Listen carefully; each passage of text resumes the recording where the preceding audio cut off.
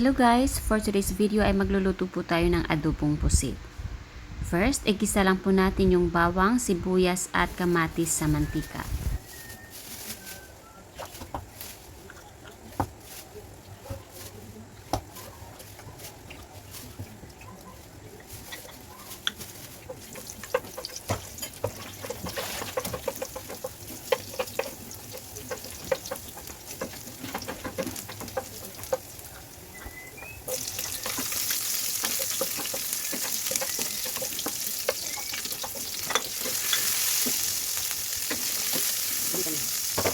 Then, isunod po natin igisa yung mga pusit.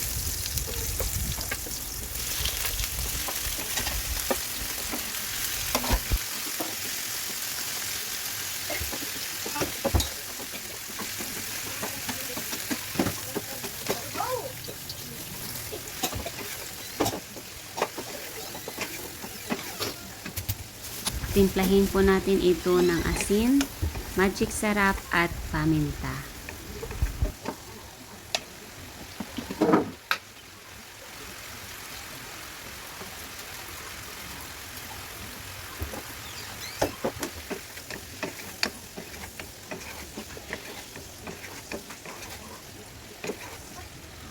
Pagkatapos takpan lang po natin ito ng mga ilang minuto at lagyan po natin ng toyo at saka ng suka. Nilagyan ko rin po ito ng kunting asukal. At saka ilagay po natin yung siling maanghang o mahabang sili at saka yung green onions po. Mabilis lang naman po lutuin yung pusit, kaya hindi po kailangang patagalin para hindi po maging makunat po yung mga pusit natin.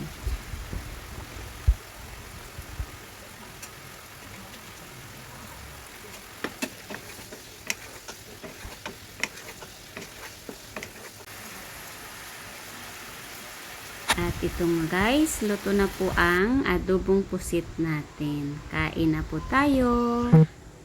Hanggang sa muli po, marami pong salamat sa patuloy niyo pong pagsuporta sa aking mga videos. Hanggang sa muli!